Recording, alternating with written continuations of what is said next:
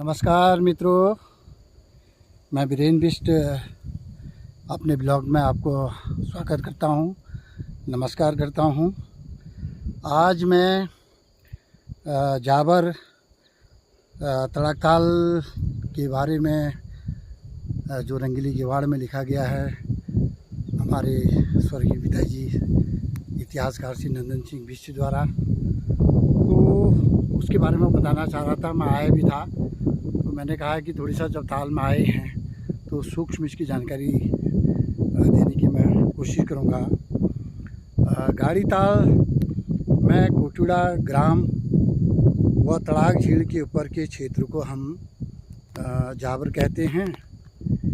यहाँ पर हजारों वर्ष पूर्व हनाड़ का पहाड़ टूटकर जाबर नामक स्थान पर आ गिरा होगा, जिससे वर्तमान तड़ाकताल झील का निर्माण हुआ होगा। यह भी लोग कहते हैं कि भीम ने तड़ाकताल में अपने पंजे से तड़ाक झील की रचना की थी।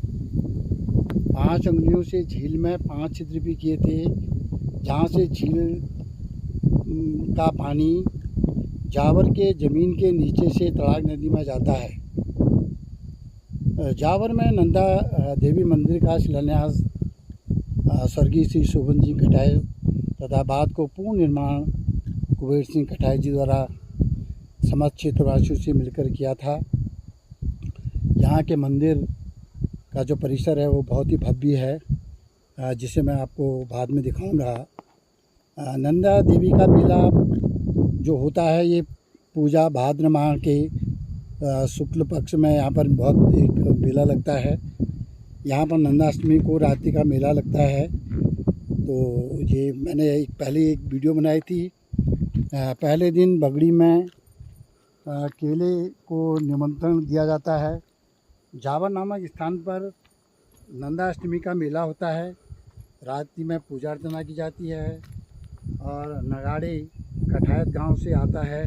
साथ ही जहाँ तक हमारी जानकारी है, न्योनी पहली नौगांव से भी नगाड़े आते हैं। सभी गांववासी नगाड़े के साथ आकर मेला स्थल में जमा होते हैं। स्थानीय लोग नाच कूद झोड़े व गीत गाते हैं। पूजा स्थल पर केले के वृक्ष से नंदा देवी की मूर्ति बनाई जाती है और केला का वृक्ष नवाण गांव से आता है। नवाण के जो जोशी लोग हैं इस केले के पुजारी होते हैं। नवाण जमराण के केले के वृक्ष को मंत्रोच्चार व जन समूह के साथ पूजा स्थल पर लाया जाता है। नंदा देवी के जगरिए डोंगोली कतूर से आते हैं। वे इस पूजा के विधि विधान में पूर्ण जानकारी रखते हैं।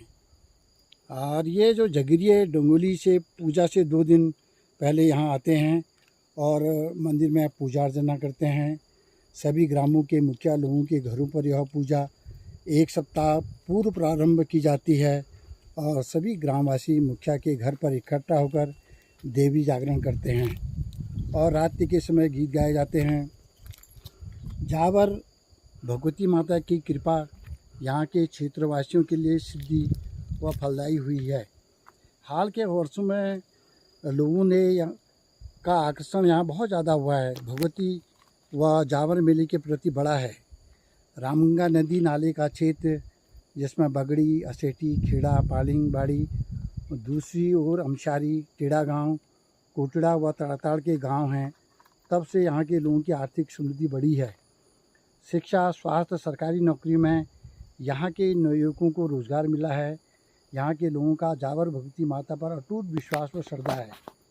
ये माँ के चरणों में आकर मनौती मांगते हैं और मनौती पूर्ण होने पर पूजा अर्चना व श्रद्धा सुमन अर्पित करते हैं। जाबर के मेले में इन दोनों नालों के लोगों को सामाजिक व सांस्कृतिक एकता के सूत्र में बांध दिया है। प्रतिवर्ष दूर दूर से श्रद्धालु व भक्तगण यहाँ पूजा अर्चना को आते हैं। दर्शकगण तड़ाकताल झील व यहाँ के प्राकृतिक सौंदर्य को देखकर आनंदित व भाव विभोर होते हैं। नंदा देवी का मेला यहाँ चंद राजाओं ने आरंभ करवाया था।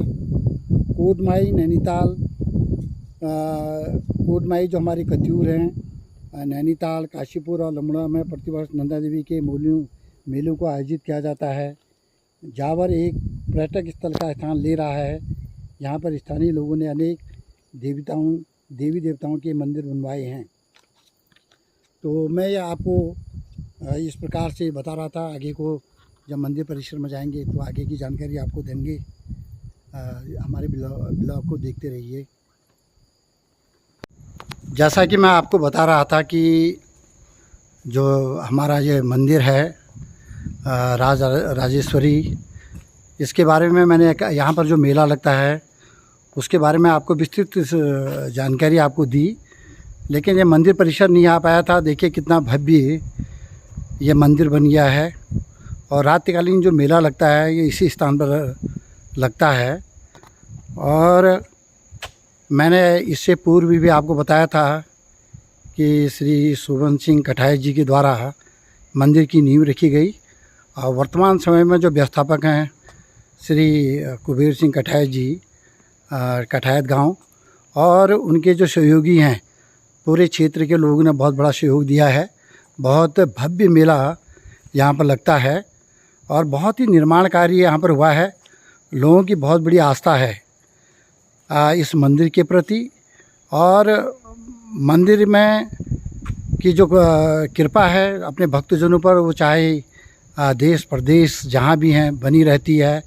और भक्तों की भी कृपा, भक्तों की भी जो अपनी जो मन्नतें होती हैं वो मन्नतें यहाँ पूर्ण होती हैं। और अभी हाल ही में 25 अगस्त को यहाँ पर मेला संपन्न हुआ था। श्री राजेश्वरी मां नंदा दरबार, ये नैनी शरणागत संबंध नेगी परिवारों द्वारा ये मंदिर बनाया गया है इधर वाला।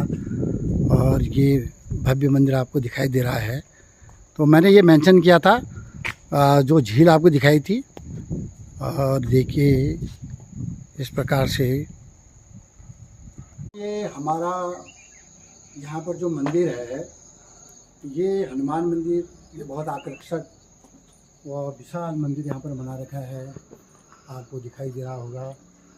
तो इस प्रकार से ये जो हमारा जो ये ताल है, ये जो होता है वर्षा ऋतु में, ये तड़ाकदार पानी से पूरा भरा लबालब भरा रहता है। आपने जैसे मैंने आपको पहले से ही दिखाया, और एक बड़ी झील में परिवर्तित हो जाती है। बहुत बड़ी झील यहाँ पर बन जाती है। इस बार भी इस साल हमने देखा कि पूरा पानी लबालब भरा हुआ था।